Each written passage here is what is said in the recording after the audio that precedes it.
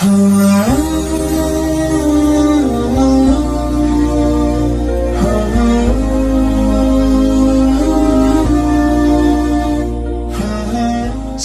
kau jadi Menteri ESDM, tapi jangan rusak lingkungan.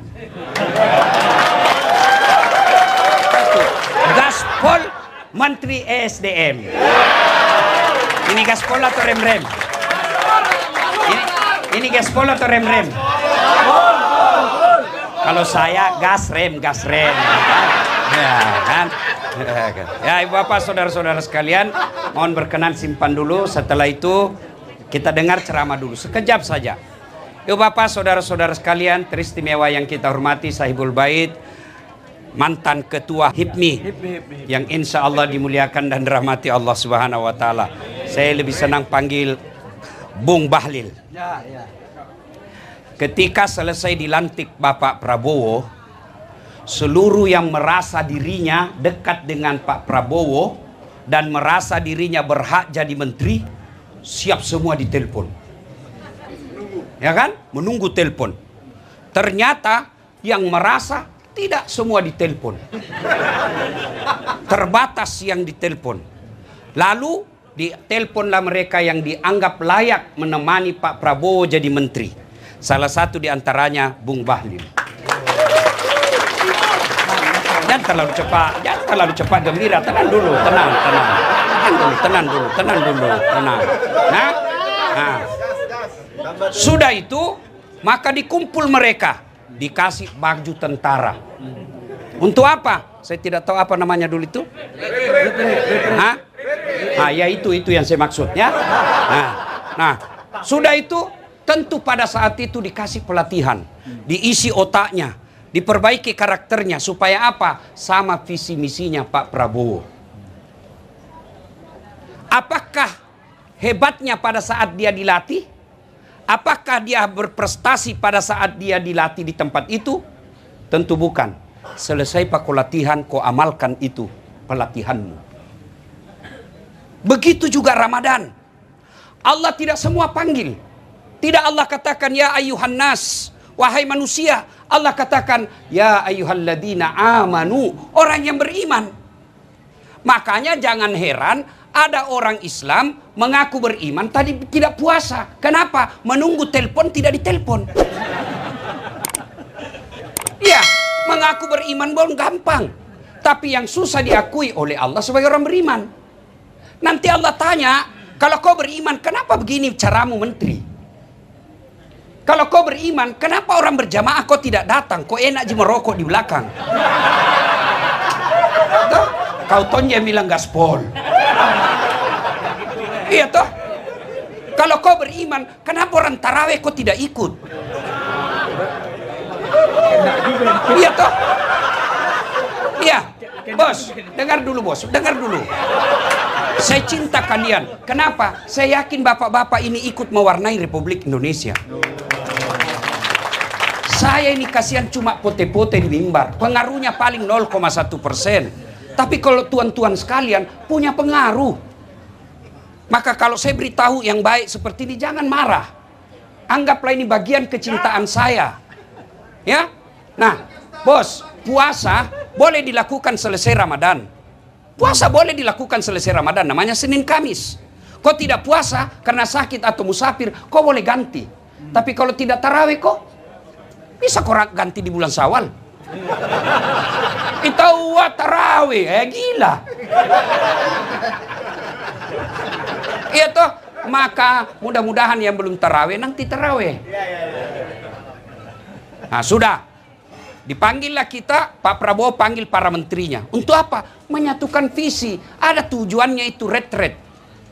Ada tujuannya, bukan sekedar orang yang di medsos itu kan maha benar netizen dengan segala komentarnya. Ya kan? Ini habis-habisan anggaran. Ya kan? Nah, ada tujuannya. Apa? Menyatukan visi.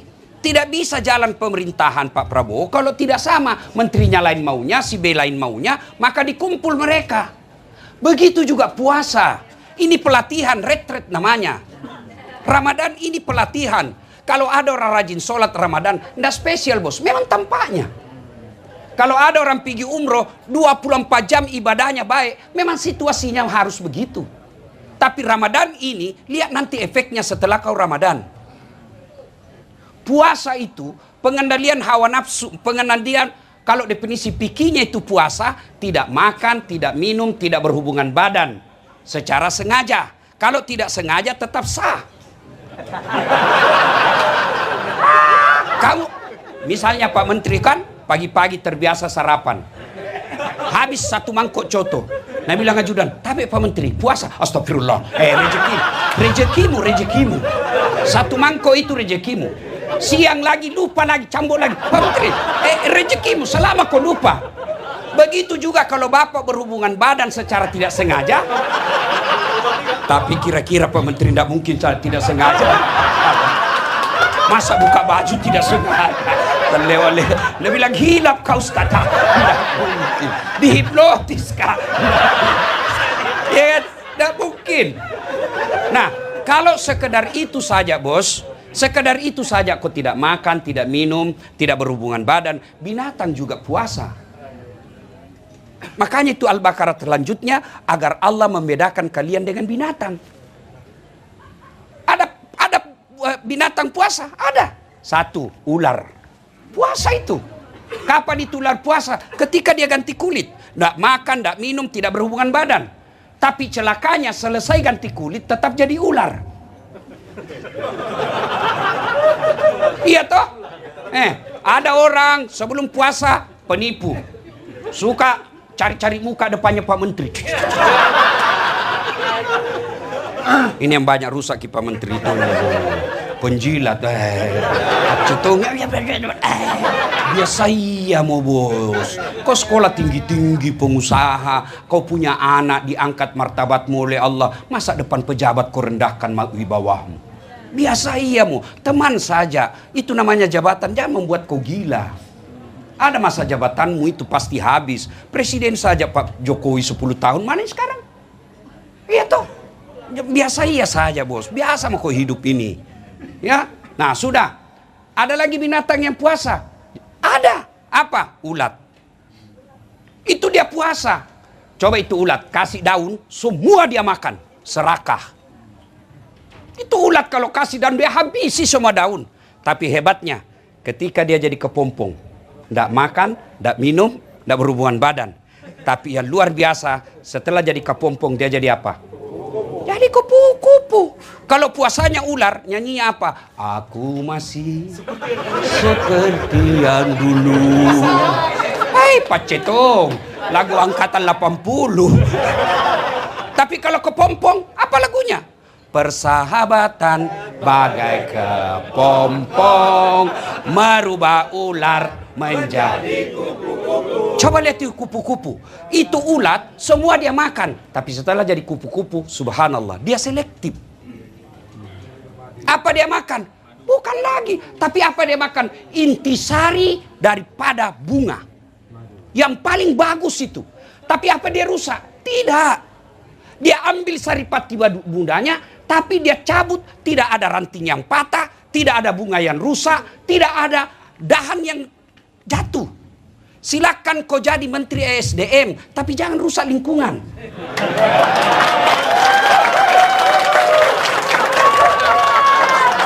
Ya. Oke. Silakan kau dekat dengan Pak Menteri, tapi jangan kau rusak Pak Menteri. Karena kadangkala kasihan Pak Menteri mau normatif hidupnya, tapi datang kok mes. Anu Pak, ini kan kita sama-sama dari HIPMI.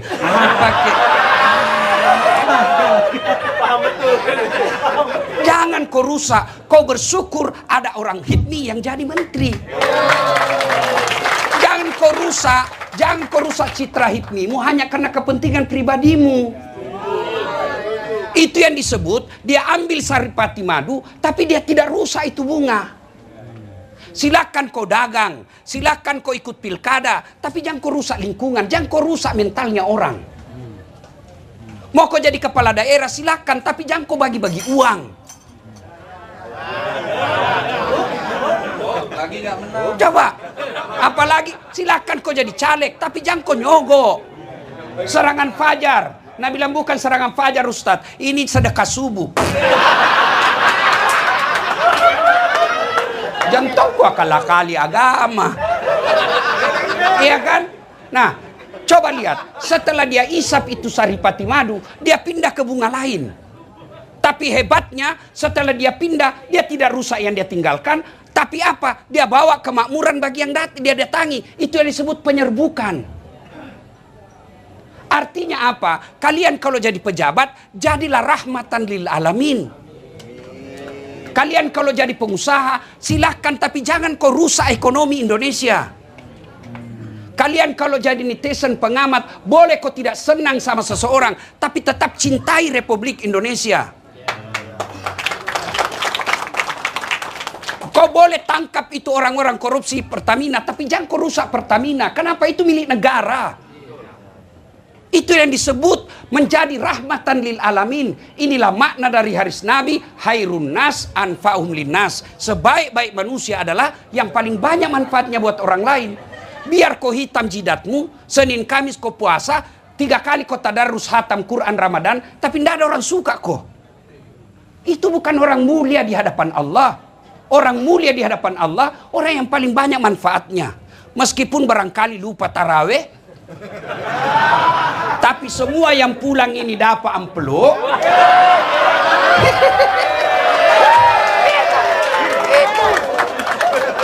Tapi jangan tongkas negara, kan banyak jualnya. Iya toh. Dan demi Allah, tidak ada orang bangkrut karena berderma. Tidak ada, Pak.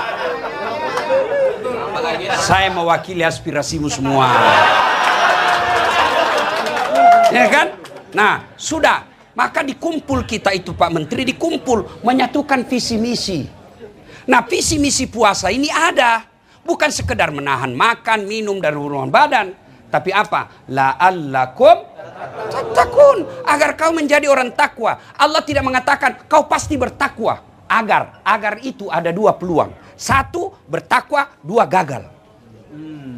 Makanya disebut agar. Allah tidak mengatakan pasti kau bertakwa. Tidak seperti ketika Allah katakan ud'uni astajib lakum. Berdoa kau kepadaku pasti saya kabulkan. Tapi puasa Allah katakan agar kamu bertakwa. Nah sekarang berapa hari makin puasa Pak Andi? 19. Cindi pilek? Cindi pi.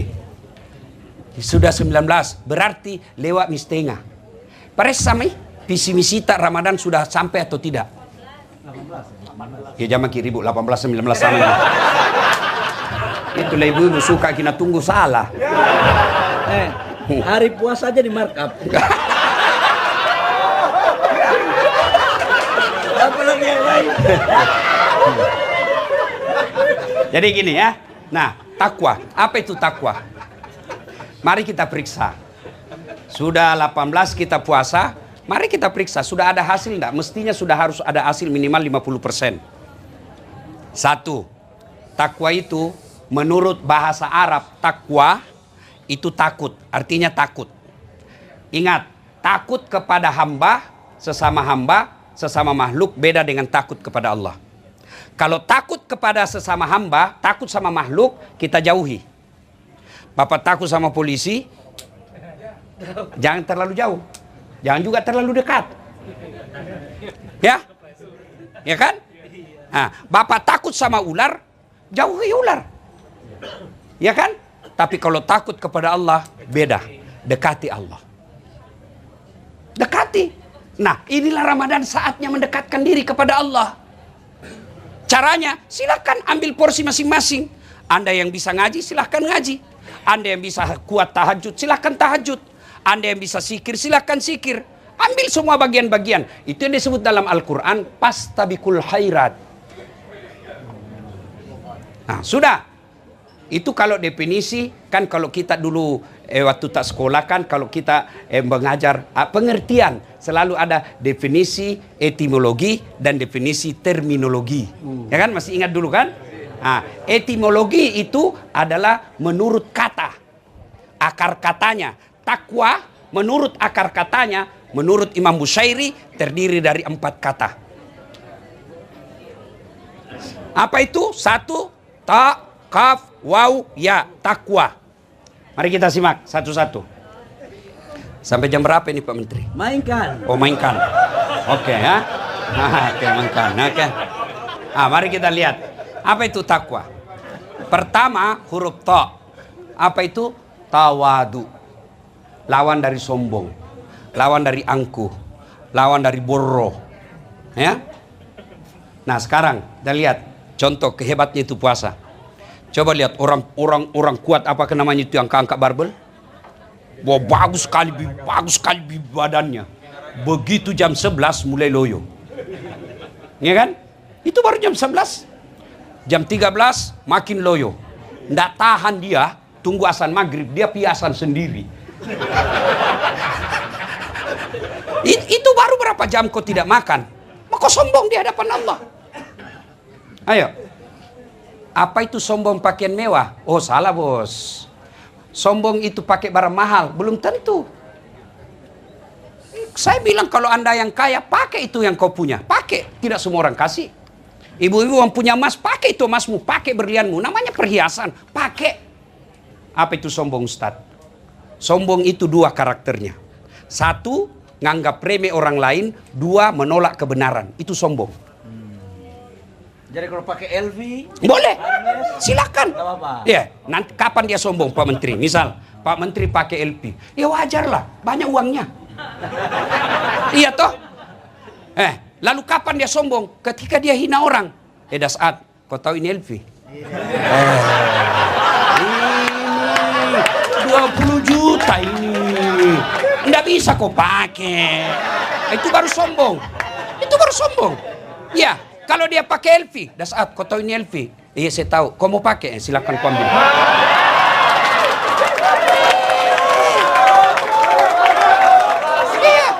Iya, enggak dilarang. Ya, silakan pakai. Kapan? Bapak-bapak pakai baju krokodil, cap buaya. Yang katanya kalau asli buayanya menghadap ke dalam, kalau palsu menghadap keluar. Dia kepalanya menghadap buaya darat. Ya kan? Kapan sombong? Ketika kau dasar ini krokodil di Singapura ini. Nggak bisa kau beli kau. Itu baru sombong. Nganggap remeh orang lain. Itu Abu Lahab, dia tahu Nabi orang baik. Dia tahu apa yang disampaikan Nabi benar, tapi dia tidak mau terima. Kenapa? Karena dia bilang apa? Muhammad anak baru kemarin. Bani Hasim, suku saya lebih tinggi. Abu Lahab bilang, kenapa kemanakanku? Saya lalu om nak angkat. Dia sombong. Kenapa? Dia menolak kebenaran. Nganggap remeh orang lain. Jadi selama bapak pakai barang mahal, tidak menolak orang lain, silakan. Tidak meremehkan orang lain. Yang penting kamu mampu. Mau kau pakai, tapi kau curi uang negara, bukan cuma sombong, kau perampok. So, apa yang menyebabkan orang datangnya sombong kata Nabi? Satu, tambahnya jabatan. Yang tadinya dari Papua. Jangan kau lihat Pak Menteri. Saya Pak Menteri di mimbar ini saya mengaku Bapak orang hebat. Iya Pak. Terlepas dari kontroversi, orang dengki, orang jago Pak. Bisa jadi menteri. Nggak diperhitungkan dulu, tapi bisa jadi menteri. Lebih dari 10 tahun. Terlepas ada kontroversi, masing-masing semua orang mau. Ketua Golkar pula. Tapi jangan membuat kau sombong. Kenapa? Ada batasnya. Iya kan? Kau menjadi menteri ada batasnya. Tergantung presiden. Kalau presiden sudah tidak senang, ya wabillahi taufiq wal hidayah. Iya toh. Kau jadi menteri, tiba-tiba di reshuffle, masih mau pakai lambang menteri, lewat di pasar, Nabi bilang astagfirullah sakit. Apa yang kita mau sombongkan? Yang kedua, penyebab datangnya sombong, bertambahnya ilmu. Termasuk ustadz. Peluang punya sombong, iya. Ada ustadz sombong, ada. Banyak. Ciri-cirinya, tidak mau menerima perbedaan. Apa yang mau disombongkan? Seperti saya ini penceramah. Mau sombong? Enggak. Jangan. Kenapa? Saya bisa jago ceramah karena ada penontonku. Bayangkan kalau saya ceramah di sini 2 jam berapi-api. Enggak ada penonton. Lewat Pak Menteri, ay, beleng-beleng. Iya kan? Apa yang kita mau sombongkan? Ada orang merasa ahli dibilang kedokteran. Jangan kau sombong. Kau tidak ahli dibilang komputer. Kau ahli dibilang komputer, belum tentu kau bisa tambal ban. Kenapa Allah tidak kasih semua orang ditabatasi? Supaya apa? Supaya kau punya ketergantungan sama orang lain. Kenapa punya ketergantungan? Kata Umar Rama, roda kehidupan berjalan. Jadi jangan sombong. Yang ketiga, penyebab datangnya sombong, bertambahnya kekayaan. Yang tadinya rakyat biasa, tiba-tiba dapat tambang. Pembebasan lahan, dapat tanahnya, ya ada batu bara di dalamnya. Ya kan? Tiba-tiba kaya. Jangan kau sombong. Allah marah, banyak duitmu, tapi nak kasih ku penyakit, Allah ndak ada bisa kau makan. Ada orang begitu, ada. Miliaran uangnya, tapi dilarang makan nasi. Ini nasi terlalu banyak karbonnya, banyak gulanya. Jangan makan nasi, Pak. Jadi apa yang bisa saya makan, Dok? Ubi rebus. Jangan makan daging. Jangan makan ikan. Jangan makan garam. Jangan makan gula. Ada bisa dia makan. Apalagi cukup dari situ, tidak. Dia bilang, tolong kalau siang, bapak-bapak kalau pagi karena bapak tidak pernah kena matahari, bapak jalan-jalan di kompleks, jangan pakai baju supaya kena matahari badannya, pakai celana pendek ya, supaya kena juga itu. Jangan pakai sendal, jangan pakai peci, jalanlah dia di kompleks, tidak pakai baju, tidak pakai sendal. Apa bedanya sama gembel?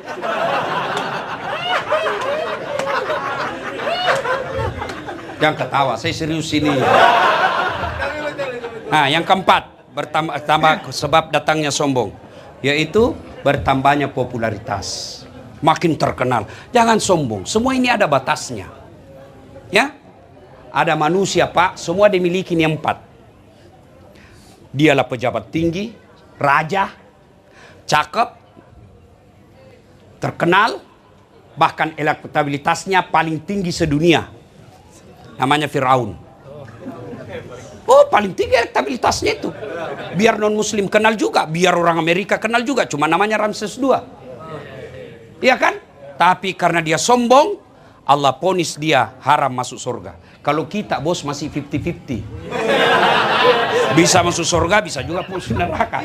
Firaun sudah diponis, tidak boleh dia masuk surga. Kalau kita masih ada harapan. Apa cukup sampai di situ keinginan Firaun? Tidak. Allah hinakan Fir'aun. Sampai detik ini tidak ada satupun orang HIPMI mau kasih nama anaknya Fir'aun.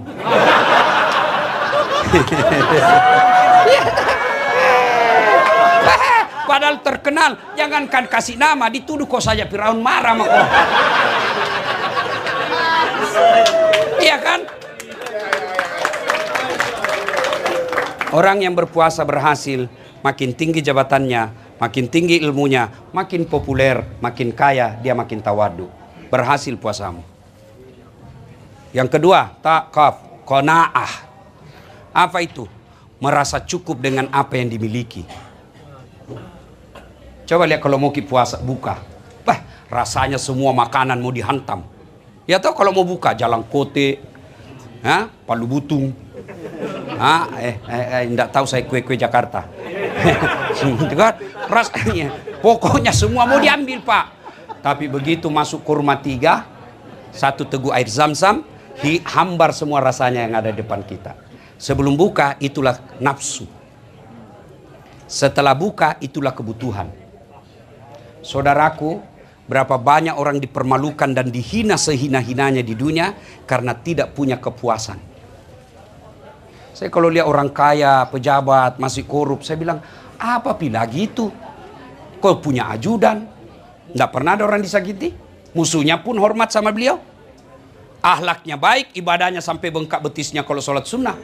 Tapi apa dia pernah merasa miskin? Tidak. Padahal pernah suatu ketika 3 hari 3 malam tidak makan sampai Hasan Husain pucat gara-gara cucunya tidak makan. Itu Nabi, bos, Nabi. Lalu kenapa kita banyak utang? Kenapa kita banyak proposal kiri kanan sampai hilang kita punya harga diri? Karena kau tidak merasa syukur dan puas dengan apa yang kamu miliki. Tidak mungkin Allah ciptakan seorang hamba manusia tanpa Allah sertakan rezeki dengannya. Begini, supaya gampang dipaham. Allah kasih kita rezeki 7. Supaya enak, gaya hidupmu 6. masih ada sepingmu satu-satu. Tapi yang jadi masalah, Allah kasih kau 10, gaya hidupmu 15. Akhirnya pinjol. Ya baik kalau kau sendiri berutang, tapi kau datang kasih susah Pak Menteri. Minta apa kek Pak, di situ bisa penunjukan langsung apa kek apa. Kau merusak. Yang kau merusak. Ya, bersyukur dengan apa yang kita miliki, pasti kaya. Yang ketiga, wow. Apa itu? Wara. Apa itu wara? Mampu menjaga dirinya dari hal-hal subhat. Apa itu subhat? Bahasa politiknya main dua kaki. Abu-abu. Tidak jelas warnanya. Ini biasanya banyak kalau pilkada. Ya, main dua kaki. Subhat namanya kalau bahasa agamanya. Kalau kita berhasil puasa, jangankan yang subhat, ya, yang halal saja mampu kita tahan. Contoh, air putih halal atau haram? Halal atau haram? Halal. Siang? Bukan haram, tahan. Buka pi. Istri di rumah halal atau haram? Halal. Jam 12 siang? Tahan. Buka pi. Boleh kau pakai buka puasa? Boleh. Tapi kalau kira-kira 30 tahun maka sama bos. Tenamo. Dicoli-coli ya.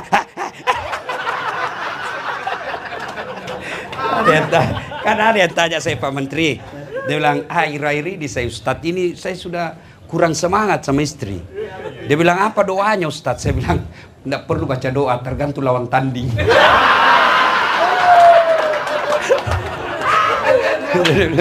Dia bilang, Ustadz, ada lagi yang tanya saya Pak Menteri, Ustadz, apakah doanya itu supaya berani hadapi istri? Saya bilang, kalau ada doanya itu saya tidak kasih, kok saya nggak malu.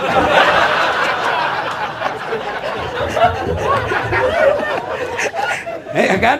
Ayo. Air putih, nasi, kalau kita orang puasa, kita tunggu. Boleh enggak pejabat? Glamor hidupnya, hedon, pamer-pamer. Tunggu sampai rakyat sejahtera. Boleh enggak pengusaha? Tunggu sampai pegawai-pegawaimu makmur. Itu orang berhasil puasa, mampu mengendalikan dirinya. Pengendalian hawa nafsu namanya. Dan yang keempat, ya yakin. Ini kunci segala-galanya. Yakin bahwa Allah melihat dan Allah mengetahui. KPK boleh kita permainkan. Barangkali karena kekuasaan dekat sama kita, kita bisa atur. Polisi boleh, barangkali jaksa bisa barangkali kita atur. Tapi ketahui Allah Maha tahu. Ya? CCTV boleh dimatikan, boleh dihancurkan. Tapi malaikat tidak mungkin bisa kosogo. Kau pegang tangan sekretarismu dalam kamar, barangkali tidak ada lihat kau. Tapi na close up ko malaikat. Para saudara sekalian, puasa sesungguhnya yakin apapun dia lakukan, dimanapun dia berada, Allah tahu. Maka orang seperti ini yang disebut oleh waskat, bukan pengawasan melekat, tapi pengawasan malaikat. Kalau ini dia mampu pegang, maka apapun dan bagaimanapun kondisi yang dia miliki, kehebatan yang dimiliki, pangkat jabatan yang dimiliki, pasti orientasinya kemaslahatan umat. Bapak saudara-saudara sekalian, kalau sudah terjadi maka Allah kasih apresiasi, la'allakum tattaqun, kau bertakwa, yaja'allahu mahraja. Saya kasih kau jalan keluar dengan segala kesusahanmu, saya bukakan kau pintu rezeki dari jalan yang tidak kau sangka-sangka. Rasanya ingin berlama-lama, tapi kita harus tahu Pak Menteri juga tentu terbatas waktunya. Ini saja tausiah kita, mudah-mudahan ada manfaat. Terima kasih atas undangannya. Sebagai motivasi buat anak-anak HIPMI. Saudara-saudara tahu enggak, golongan pertama orang masuk Islam itu pengusaha muda. Oh, Masya Allah. Iya, pengusaha muda yang sekarang kalau di Indonesia HIPMI. Abu Penghuni Bakar, surga, penghuni ya, surga. penghuni surga. Yang penting jangan kau pelit. Ya kan? Coba. Abu Bakar Siddiq, orang kaya. Utsman bin Affan, orang kaya. Abdurrahman bin Auf, orang kaya. Siti Khadijah, 2/3 barang mewah di Mekah miliknya Khadijah waktu itu. Orang-orang kaya. Allah tidak memusuhi orang kaya. Bahkan orang kaya bendaharanya Allah di dunia. Anak-anak muda seperti ini, Masya Allah, kalau orang tua kaya wajar. Tapi kalau anak muda dia jadi kaya dan dia dermawan, insya Allah makmur negara kita. Alhamdulillah. Mudah-mudahan kalian yang hadir anggota HIPMI ini, Allah melimpahkan rezekinya. Allah jadikan hatinya pengusaha yang dermawan. Allah bahagiakan rumah tangganya. Dan Pak Bahlil, Allah kuatkan imannya. Allah kuatkan hatinya. Allah afiatkan sihatnya, badannya, dan bahagiakan keluarganya. Lebih dan kurangnya mohon dimaafkan. Usikum wa nafsi bitaqwallah, fastabiqul khairat. Assalamualaikum warahmatullahi wabarakatuh.